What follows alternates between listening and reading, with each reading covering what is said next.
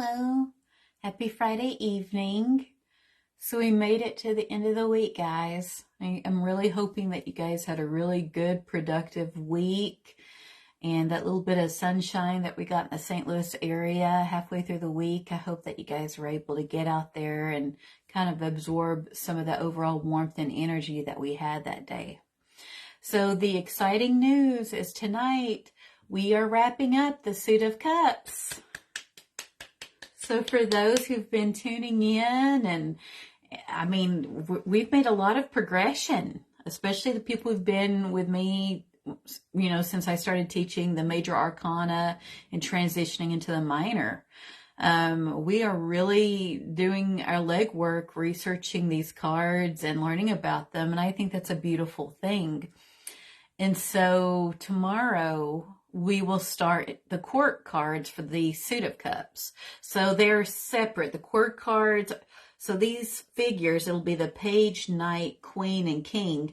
They are all, like each suit has their own, if that makes sense.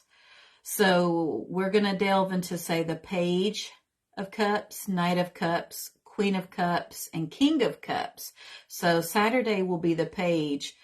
Sunday I don't teach because I do our group readings. And then Monday we'll delve into the Knight and continue forward.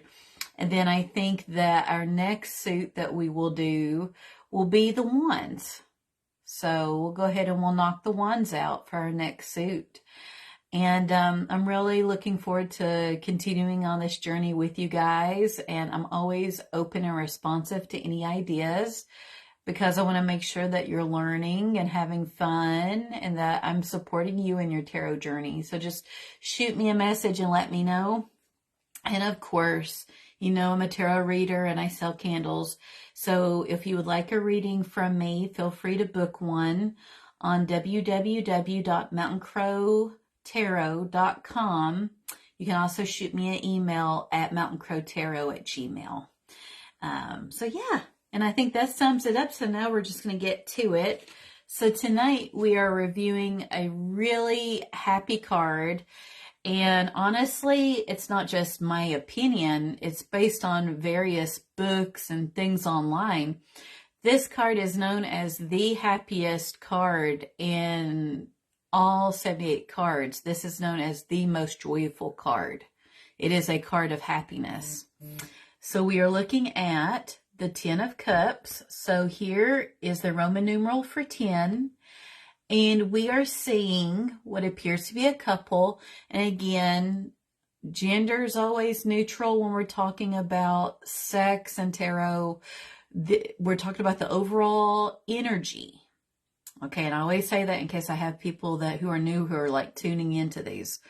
So in whatever shape or form that takes for you or the person you're reading for, then that's what it is.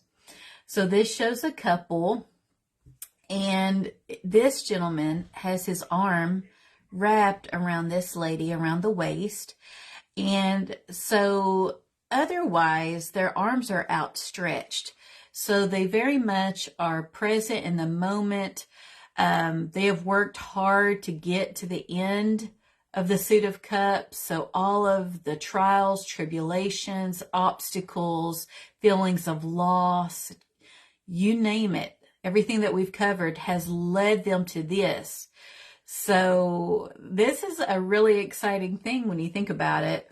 And so from their relationship, we have children in the picture now. So it shows a very good dynamic. And then in the background, we have the home. And all around, we've got this lush green environment. Then the water, so they're not making any contact with the water here, but it's right there. So the emotions and the intuition that is always present with the Suit of Cups, that's always present. And it just shows that they're going with the flow, and that their cups are full. This by no means indicates that they are rich. I mean, the home that's in the background is not a mansion. This is a very humble home, and they're not dressed extravagantly. They are rich in the things that cannot necessarily be bought.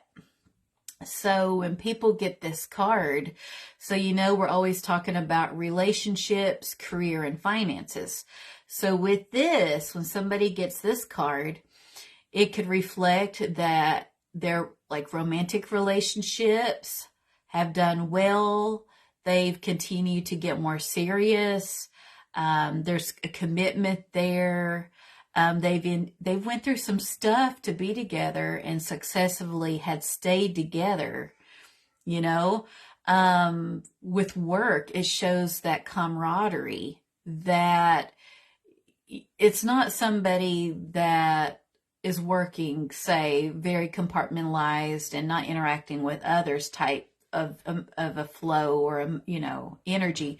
This is somebody who interacts well with others, and they reciprocate it. There's a work-life balance.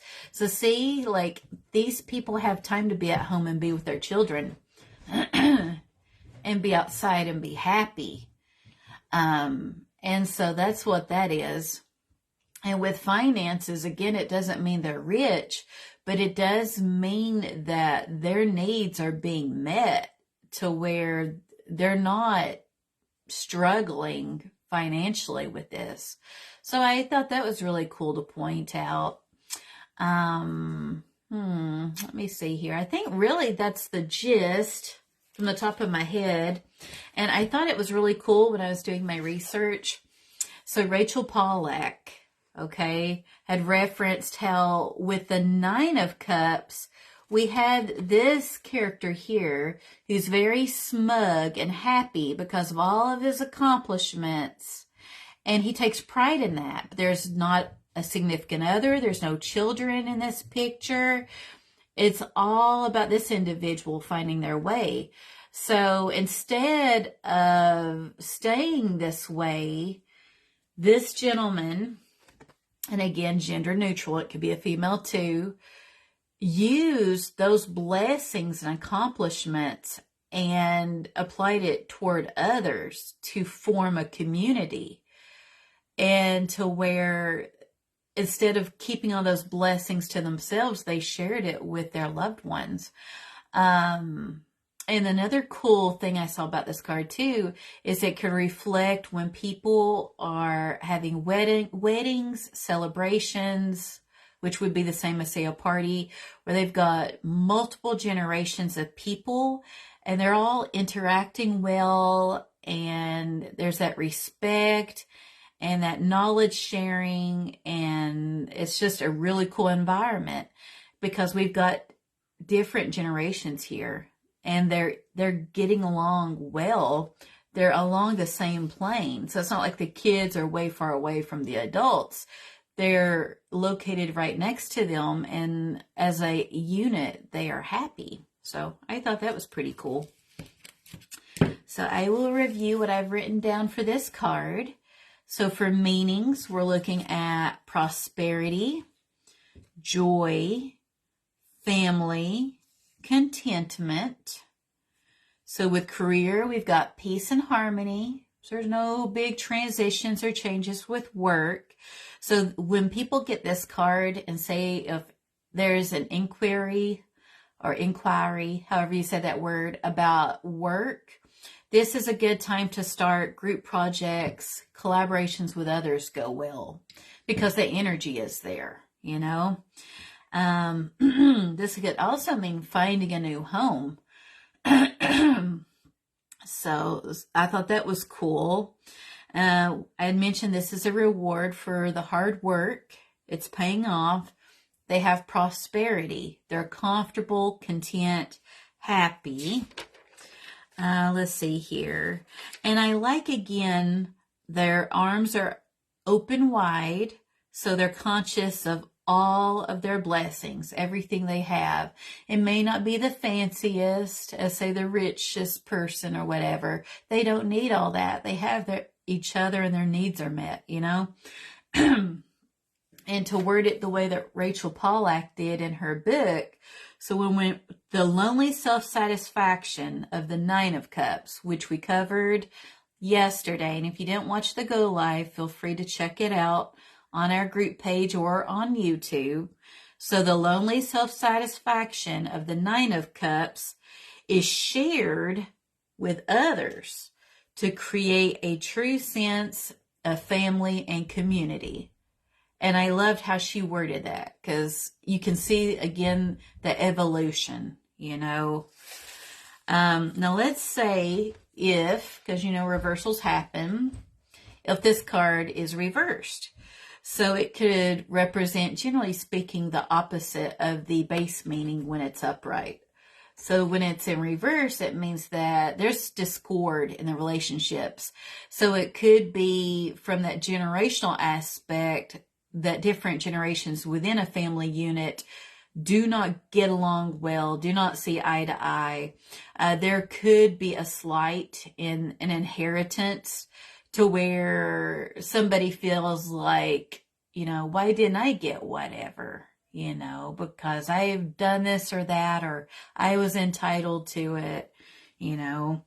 Miscommunication with others, and a change to the dynamic. So it could be like, say if you're out with your friend and they introduce a new person to the group, and there's a personality difference. You do not get along with that person. You really don't like them.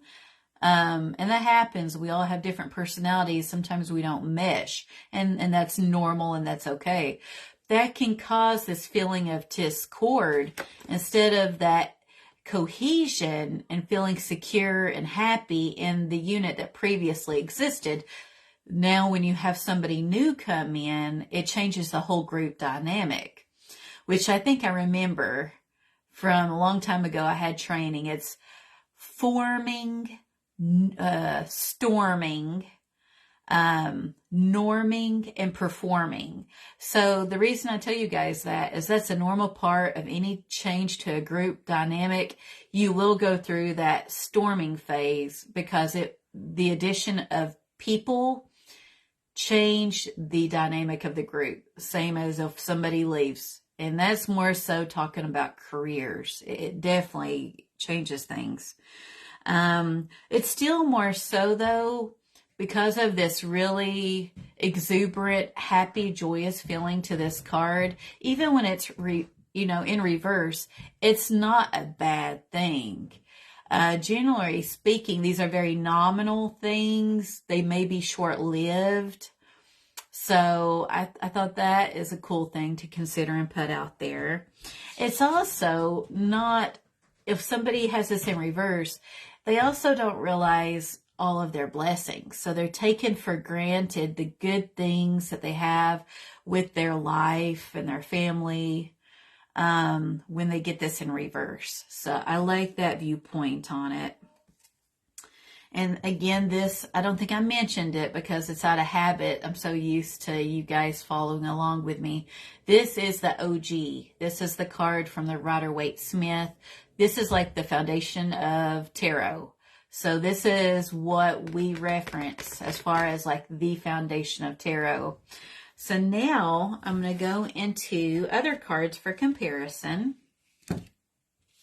I love this black and white image. So this shows this lady with her hair all wild and flowing. They're outside, and it's very vast and wide and open, and the sun is very predominant in the background, so it's very warm and illuminated. They can see their path. See how all the cups is leading to home? So I know I touched on the meaning that this could mean somebody getting a new home. I could see this. If you look at it from that perspective, you can totally see that. But it also shows that those cups are so full that life is good, that happiness, contentment, joy is found on this path that leads to home. And so her significant other or her friend, it gives me the energy of a significant other. She's holding their hand with the little baby strapped to her back. I think that's cute. And she's like, hey, let's go home. You know? And it's got such a playful, joyful overly like the overtone of it. Like it's such a beautiful card. And again, I love how the artist drew the hands on the people, like, and just the detail she put into everything. It's so beautiful, you know. And let's see here. Then we have this one. So we've got all of our cups. They're upright. We've got the rainbow. We've got the two, say, adult crows, and we've got the two babies in the nest.